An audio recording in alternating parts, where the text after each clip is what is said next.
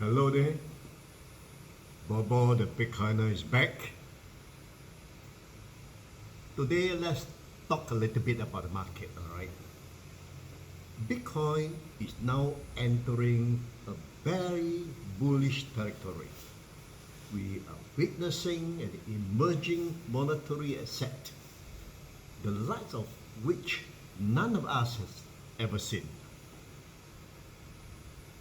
Many of you may not have experienced the parabolic move in 2017. That year, middle October, price of Bitcoin was $5,000 and it went up to $19,500 by mid or 18th of December 2017. In just 2 short months, price went up 4 times, 5,000 to almost 20,000. I can tell you the experience was extraordinary. You can never have this kind of feeling in any business dealing or in stock market or stock exchange. It's better than the striking lottery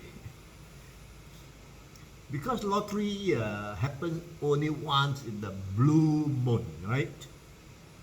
Here in 2017, every alternate day, all right,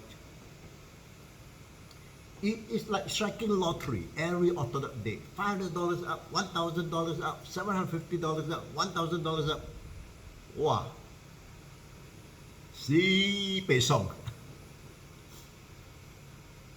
You know, guys, you may have a chance now. The repeat is coming, and I bet you this time more song. Every day or every alternate day striking lottery could be $1,000, $2,000, or $4,000. Tell you, very shocked. Why? Ask yourself one question. Where can Bitcoin go from here? Where can it go? China has given Bitcoin a very good test. The repeated ban shakes the market for a while. Then people realize, oh what? So what? People in China are still buying Bitcoin through OTC, over the counter, and VPN website where your IP address cannot be traced. The biggest test is actually chasing away most of the 60 to 70% global miners out of China. It's crazy. You know, the hash rate, mining power, drops suddenly. All right. Hashing power is very important in securing the Bitcoin network. This also created opportunity for new miners to be set up globally outside of China. You know, within 3 months, the hash rate is now back to normal, and in fact moving towards all-time high again.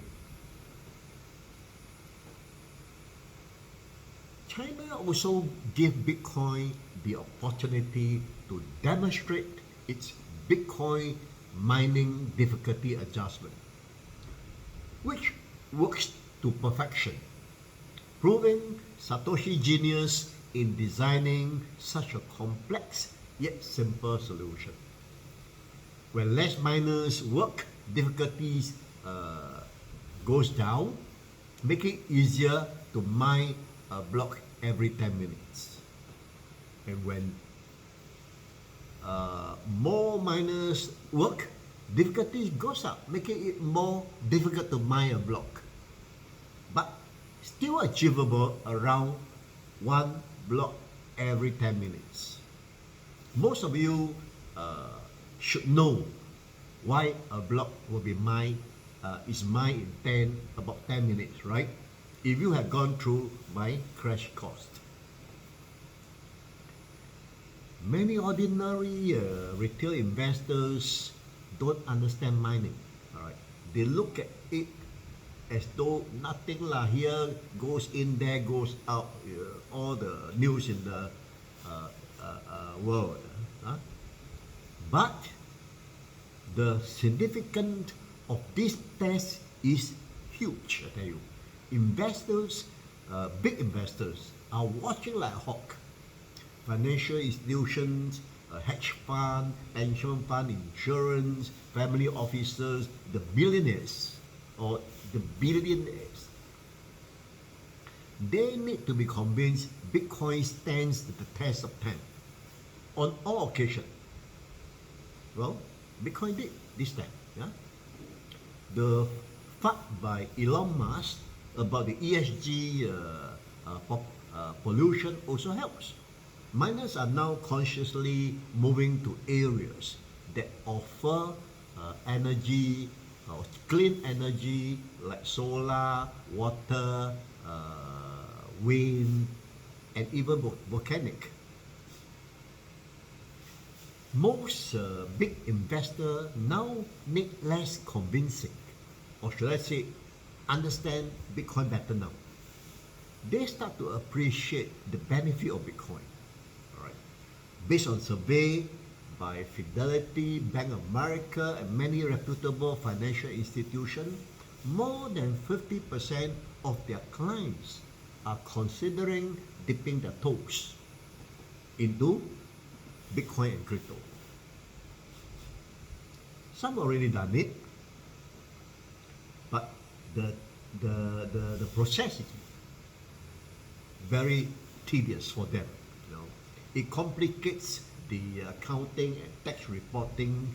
There are legal issues to be considered, and most of all, regulations still not clear. All are waiting to be involved or to get involved in this investment opportunity. All right. Then U.S. SEC Chairman Gary Gensler said recently, I think the transformation we are experiencing right now could be as big as internet was in the 1990s. He's talking about the transformation of cryptocurrency. His statement, Bitcoin will not be banned, actually boosted the Bitcoin market, being the most upfront government statement up to now.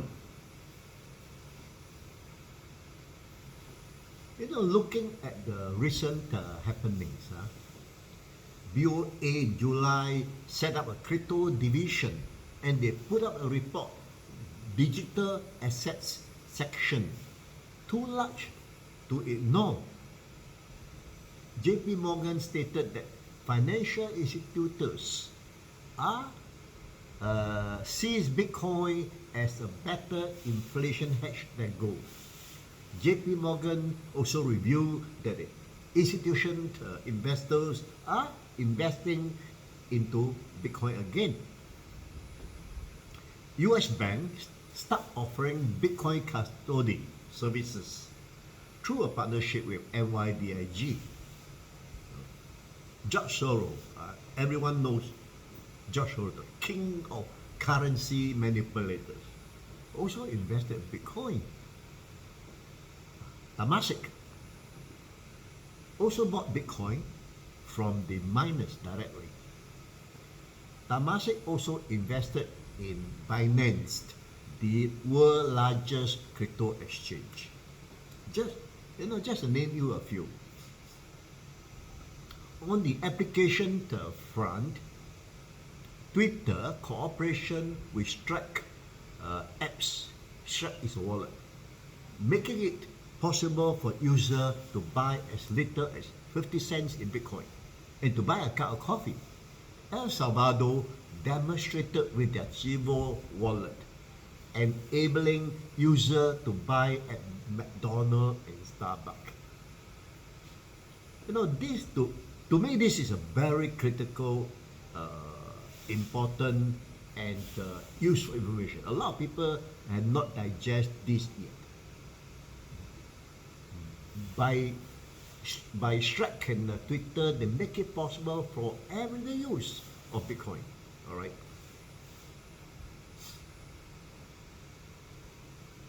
Then you have the supply and demand side. Supply shock is tightening. All right. Bitcoin availability has dropped to its lowest since October 2017. Now, digest this a little bit. All new Bitcoin mined in the last 4 years, since October 2017, has been bought up. Yet, the availability is lower than October 2017. Just imagine that.